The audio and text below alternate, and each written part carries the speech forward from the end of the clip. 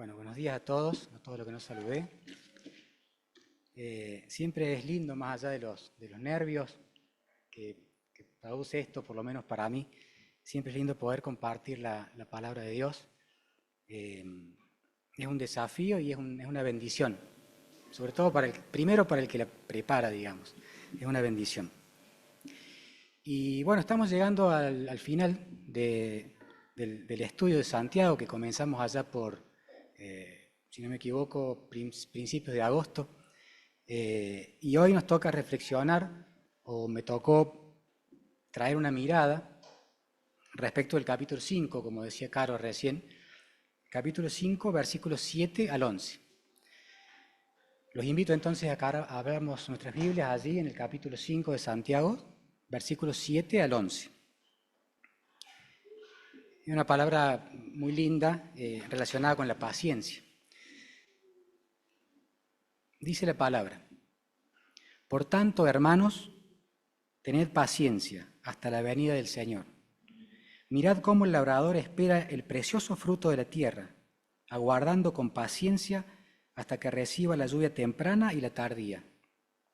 Tened también vosotros paciencia y afirmad vuestros corazones, porque la venida del Señor se acerca. Hermanos, no os quejéis unos contra otros, para que no seáis condenados. El juez ya está delante de la puerta.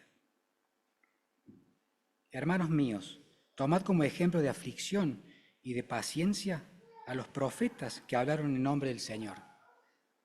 Nosotros tenemos por bienaventurados a los que sufren. Habéis oído de la paciencia de Job y habéis visto el fin que le dio el Señor, porque el Señor es muy misericordioso y compasivo. Hasta ahí la palabra que nos toca hoy. Tal como venimos diciendo, Santiago le escribe a los judíos que habían tenido un primer encuentro con el Señor, a creyentes que estaban dispersos en distintas regiones y que la estaban pasando bastante mal, ¿sí? En otras presentaciones, otros hermanos decían qué difícil que es estar afuera de tu lugar. Eso ya es una situación incómoda. Pero además ya había comenzado la persecución a los cristianos. Había mucha pobreza, muchas necesidades, mucha discriminación. Y Santiago, como pastor, comenzaba a ver esas actitudes que le preocupaban. Así Santiago nos va a hablar de las pruebas, de la tentación, de la murmuración, del peligro de la parcialidad, de la discriminación, todos temas que ya fuimos tratando en este tiempo, en este estudio. El domingo pasado, el Leo nos hablaba de los ricos opresores, los corazones engordados, decía él, de una exhortación enfática que Santiago hacía hacia los ricos opresores, cuando decía: oigan esto ustedes los ricos, lloren y griten por las desgracias que van a sufrir. Sin duda la situación, el contexto, ¿no?, que estaban pasando los hermanos de esa época no era la mejor. Estaban pasando serias dificultades, aflicciones, sufrimientos, injusticias, humillación. Estaban siendo objeto de una violenta injusticia. Pero Dios va a intervenir. Y ya en el versículo 4 del capítulo 5, que vimos también el domingo pasado, unos versículos antes de lo que estamos viendo hoy, la palabra dice: los reclamos han llegado a los oídos del Señor de los ejércitos. Dios nos escucha. Dios escucha nuestro clamor. Los reclamos han llegado a los oídos del Señor de los ejércitos. Y veíamos el domingo pasado que la resolución de todo esto está adelante, ¿no?, como en un futuro. Ya vamos a charlar sobre eso, pero en la segunda venida del Señor, que dará término a esa injusticia y juzgará a los opresores. Por eso el texto de hoy, en el texto de hoy Santiago comienza diciendo, por tanto, hermanos, tened paciencia. Por tanto, o sea, como consecuencia directa de la situación que estaban viviendo los hermanos, de injusticia, de sufrimiento, de persecución, concretamente de opresión de los ricos, y teniendo en cuenta el juicio que se viene sobre ellos, entonces tengan paciencia. Como Dios va a intervenir en la resolución de esta injusticia y de la opresión, a los cristianos solo nos queda ejercitar la práctica de la paciencia. Pero, ¿qué es la paciencia? ¿O de qué paciencia nos habla Santiago? La palabra utilizada en el texto es la palabra griega macrotimia o macrosumia, que es la misma palabra que se usa en distintos lugares de la Biblia, inclusive cuando hablamos de los frutos del Espíritu, donde macro significa largo, distante, lejos, y sumia significa ira, furor, enojo. Entonces, un concepto rápido sería que la paciencia es dejar pasar un largo periodo de tiempo antes de enojarse. Y ya Santiago venía charlando de estos temas. Ya en el capítulo 1, en los versículos 3, versículo 12, nos decía, sabiendo que la prueba de vuestra fe produce paciencia. Dichoso el hombre que soporta la prueba con paciencia, con fortaleza, porque al salir aprobado recibirá como premio la vida. Es decir, que la paciencia, en este contexto de sufrimiento, digamos, es estar dispuesto a sufrir sin reaccionar por un largo periodo de tiempo. Ahora bien, la paciencia de la que nos habla Santiago, en medio de la opresión, en medio del sufrimiento, no es una manifestación que dependa de nosotros, no es algo que podamos hacer nosotros. No depende del hombre, digamos, sino que tiene un carácter sobrenatural. Es algo propio de los cristianos. Y no por lo que los cristianos podamos hacer por nosotros mismos, sino porque es un fruto del Espíritu, es la acción del Espíritu Santo en la persona, en el cristiano. La paciencia, entonces, es el fruto del Espíritu que visibiliza nuestra fe y nuestra esperanza. Gálatas 5:22, porque el fruto del Espíritu es amor, gozo, paz, paciencia. No se trata entonces de una habilidad. La paciencia cristiana es la fortaleza interna, es el fruto del Espíritu, es la virtud que nos permite soportar mansamente las circunstancias dolorosas, desfavorables, sin que éstas afecten mi estado interno de conexión con Cristo.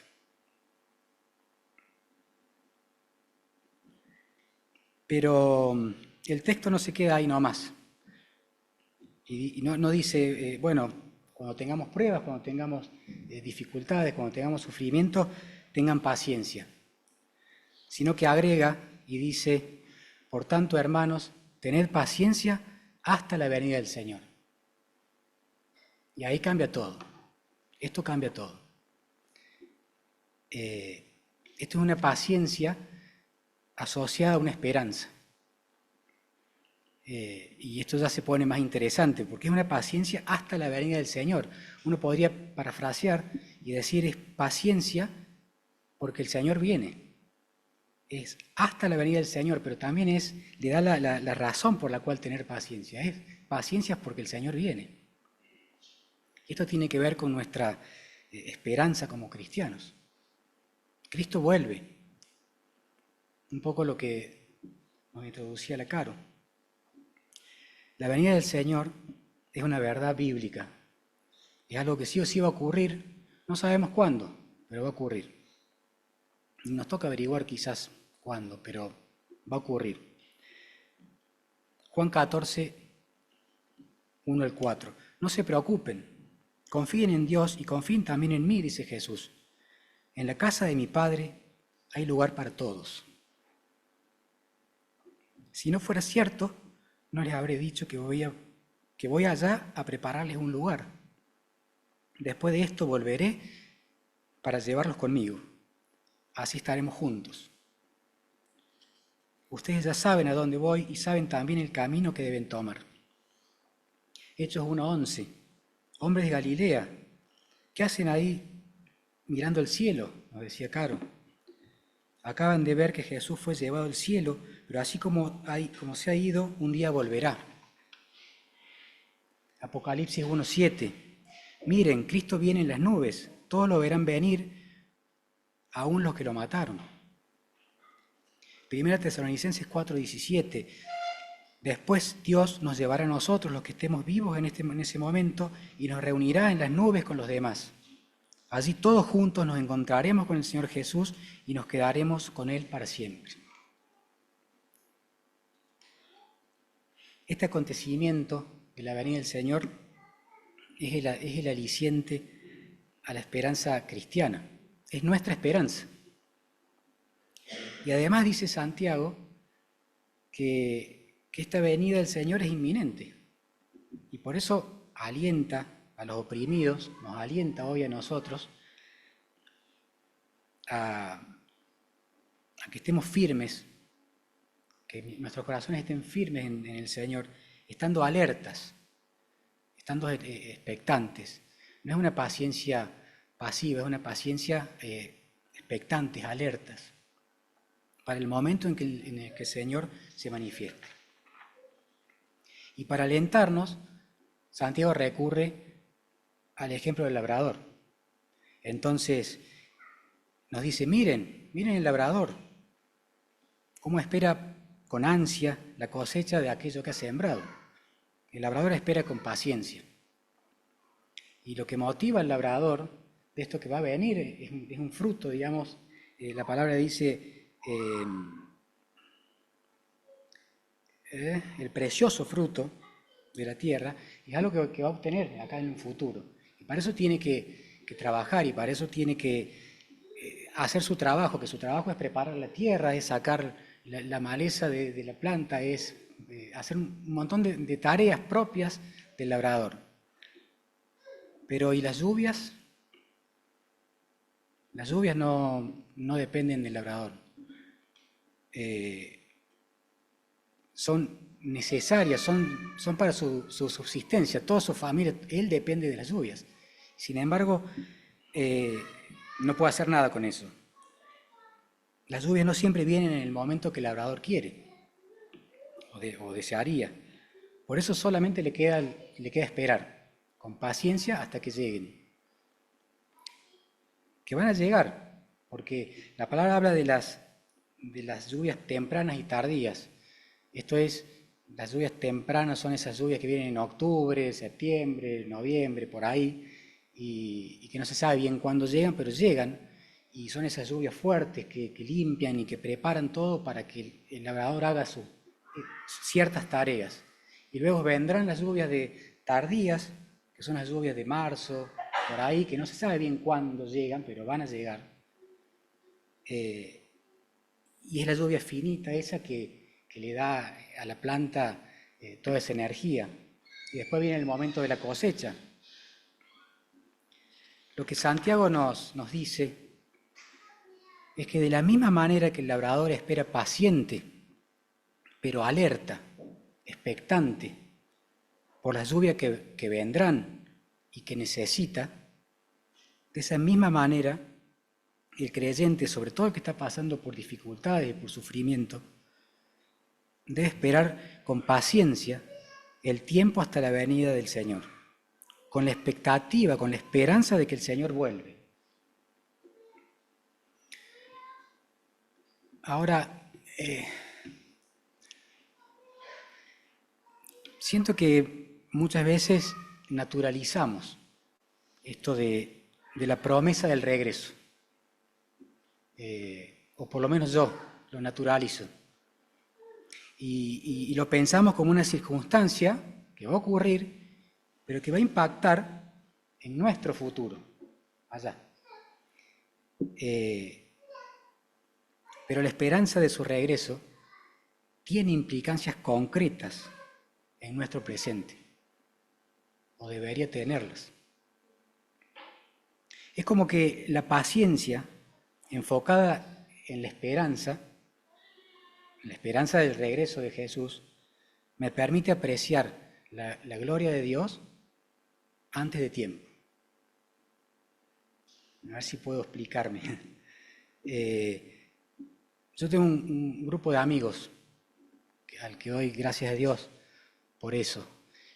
Y nos reunimos una vez al mes, 30, 35 días, cada tanto nos reunimos, un día viernes. Y la verdad que ese momento del encuentro, ese día que nos juntamos, que lo tenemos allá, ¿no es cierto? Porque nos vamos a juntar, no sé, el próximo viernes, es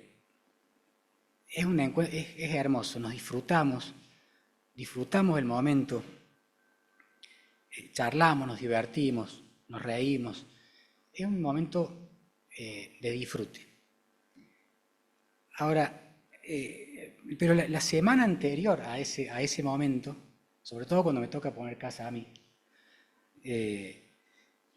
yo estoy expectante por el momento ese que va a venir del encuentro con mis amigos.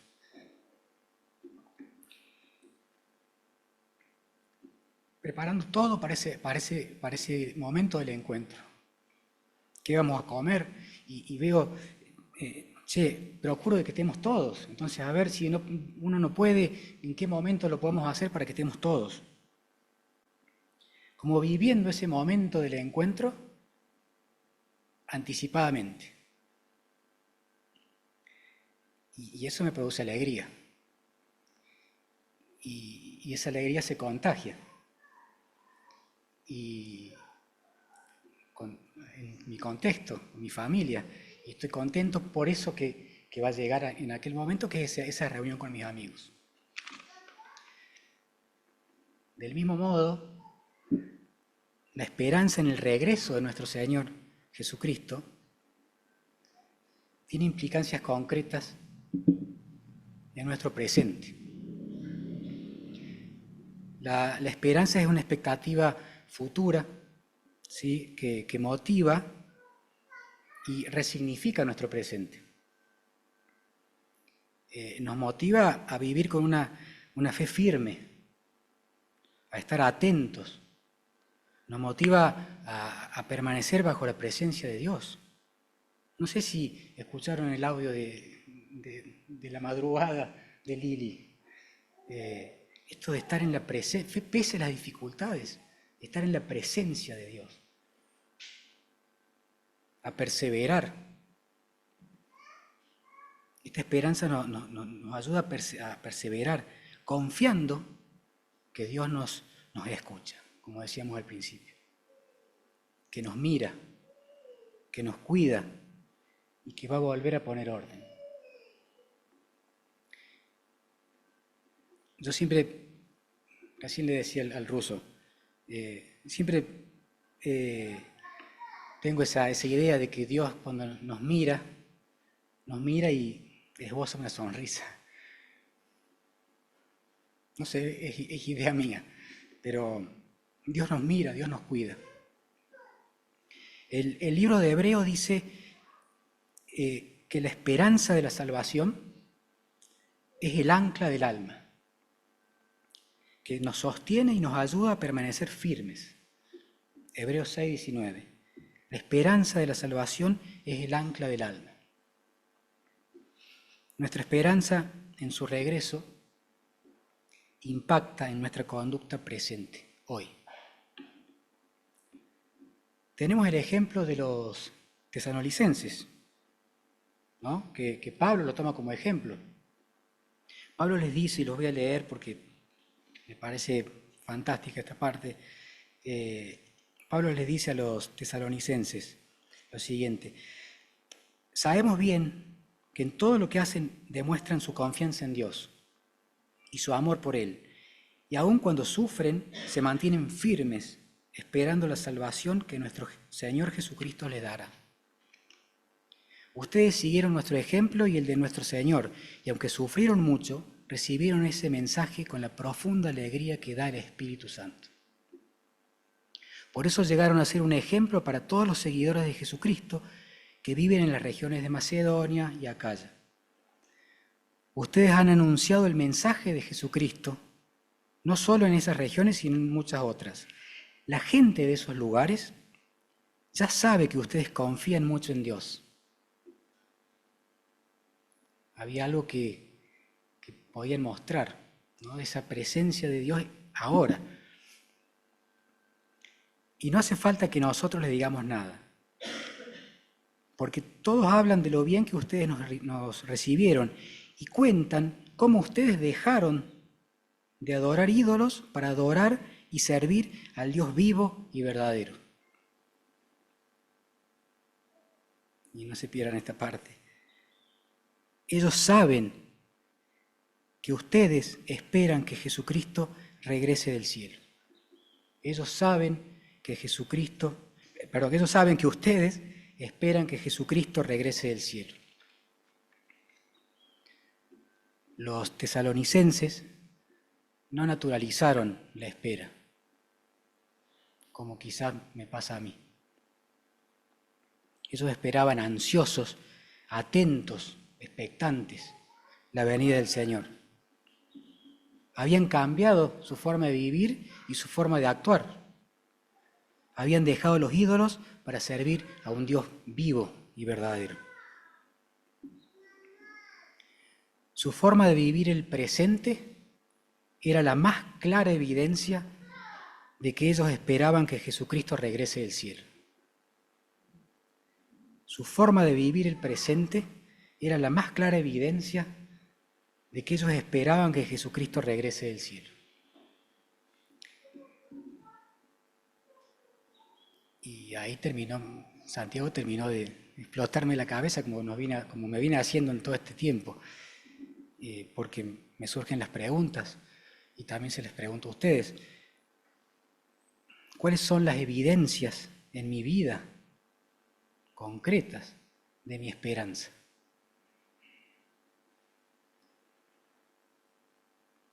¿Cómo transito el mientras tanto?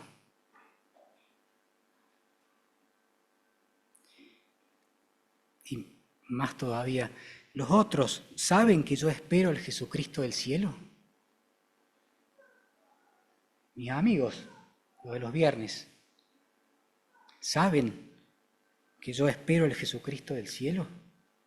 Mis compañeros de trabajo, mi familia. ¿Cómo se evidencia en mi vida esa esperanza expectante, alegre? Muchas preguntas tengo. ¿Es esta esperanza de la venida del Señor mi escudo, mi foco, el ancla de mi alma, como leíamos recién? Y por último, como preguntas, ¿he cambiado mi forma de vivir y de actuar como lo hicieron los tesalonicenses? ¿Y cómo se nota eso? Concretamente, en el día a día, ¿cómo se nota?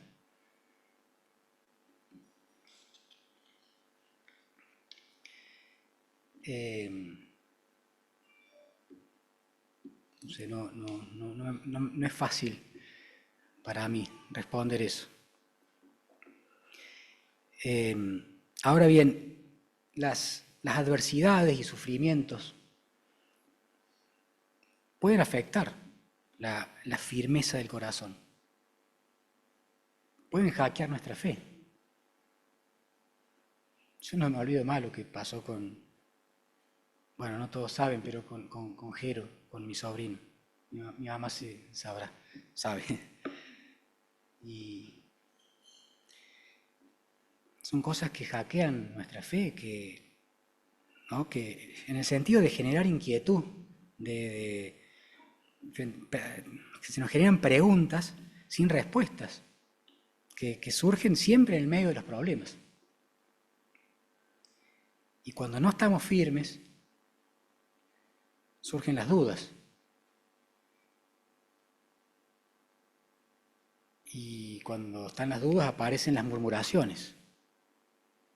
Y cuando están las murmuraciones aparecen las quejas. y perdemos el foco.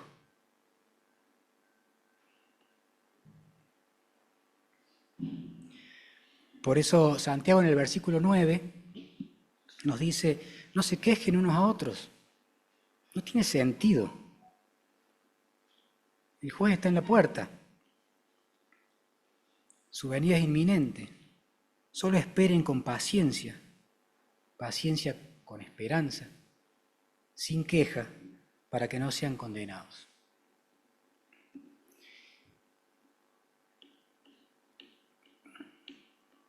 Y esto no es fácil, por lo menos para mí no es fácil. Y como no es fácil, Santiago nos dice, che, pero miren a los que sí pudieron hacerlo. Miren a los que sí pudieron prevalecer con paciencia y con expectativa. Miren a los profetas que hablaron en nombre del Señor, versículo 10. Miren a Job, versículo 11.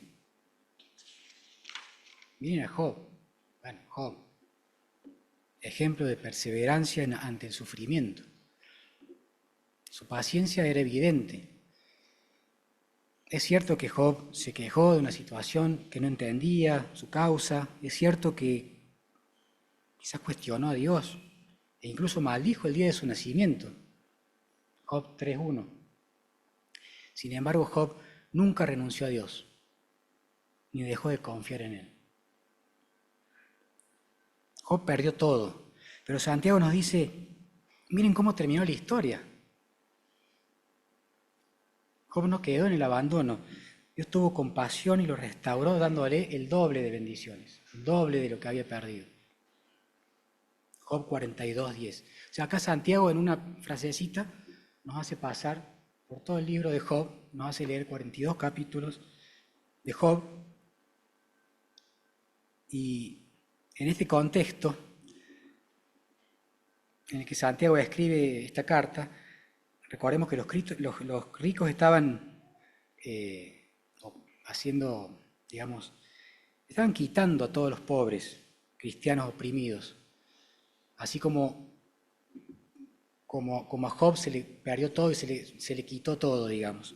Entonces, del mismo modo que el Señor, lleno de misericordia y compasión, como termina la carta, como termina este pasaje, dio a Job una gran bendición, así también el creyente debe esperar para después de la prueba. Dios bendijo a Job a causa de su fe perseverante. Y también Santiago nos dice, miren a los profetas. Santiago exhorta a quienes estaban en dificultades a una reflexión personal y a que miren cómo lo hicieron los profetas. Todos ellos, a pesar de su fidelidad, padecieron aflicciones, padecieron sufrimientos, incluso hasta pagaron con su propia vida, en algunos casos, la realidad de su fe. Estos profetas son ejemplos de sufrimiento y de paciencia. Isaías, Jeremías, Ezequiel, Daniel, etc. O podemos fijarnos en Hebreos 11, la lista de los llamados héroes de la fe. Noé, Abraham, Jacob, José, Moisés. Me gusta tomar el ejemplo de Moisés.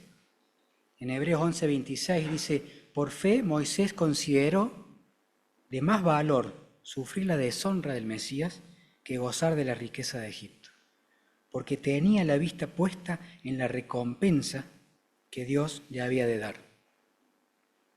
Moisés fijó su mirada en el invisible, Moisés fijó su mirada en Dios. En el mientras tanto, entonces, en el camino, cuando tengamos aflicciones, que las vamos a tener, porque Jesús nos dijo que vamos a tener aflicciones, debemos tener paciencia, una paciencia activa, expectante. Esto es aferrarse al mástil de la fe, tener nuestros corazones puestos en Dios, como decía el Leo el domingo pasado, tener la mirada puesta en Dios con la certeza de que Él vuelve a buscarnos y a poner todo en su lugar. Esta esperanza que tenemos nos ayuda a tomar conciencia entonces de nuestro tránsito, de nuestro mientras tanto. y aferrarnos a su voluntad para que nuestra fe se manifieste en conductas, en amor al otro, en certezas, en servicio. ¿Cómo transito el mientras tanto? ¿Cómo se evidencia en mi vida esa esperanza expectante, alegre de lo que va a venir?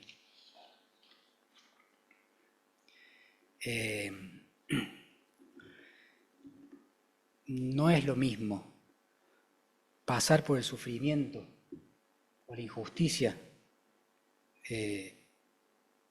con o sin esperanza. Con o sin esperanza de su regreso. No es lo mismo. Analía me acercaba un texto no un texto, sí, una parte de un libro de un escritor, Caparrós, periodista, que hablaba, cuando fue diagnosticado por ELA, y hablaba un poco de lo que le viene para adelante. Y bueno, no lo voy a leer todo por cuestiones de tiempo, pero dice: lo brutal es dejar atrás miles de años de cultura que, por tan diversos métodos y medios, siempre trataron de convencerse de que hay algo mejor allí adelante, de que el futuro, el Dios, la cura, algo. Acá no hay nada más que el deterioro, dice Caparrós. Saber que todo es cuesta abajo, que no tengo siquiera la esperanza de conseguir una esperanza. Eso es no tener a Dios en tu corazón. Nosotros tenemos la esperanza. Nosotros tenemos... Y esa esperanza tiene consecuencias prácticas hoy, concreto en el día a día. Cuando somos conscientes de la promesa del regreso de Cristo, nuestra vida cambia. No hay otra, nuestra vida cambia. Esa promesa le da sentido a nuestra vida. Y así entonces la perseverancia en la presencia de Dios, como nos decía Lili, pese a las dificultades, se disfruta, se anhela, nos pone expectantes, así como te contaba yo con mis amigos, te pone expectante y trae alegría y trae paz. Entonces así podemos entender cómo Moisés se sostuvo esperando el galardón, anclado en el invisible, anclado en Dios, con su mirada puesta en Dios, enfocado. Y así podemos entender a Job. Y más contemporáneamente, así podemos entendernos a nosotros, así podemos entender a Lili, así podemos entender a Susi, así podemos entender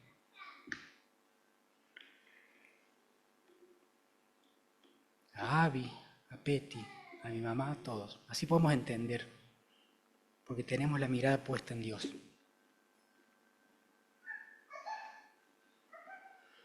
Quizá algún día podamos sentirnos parte de ese listado de los que esperan ansiosos el regreso de Cristo. Tengamos paciencia hasta la venida del Señor. Tengamos paciencia porque el Señor vuelve.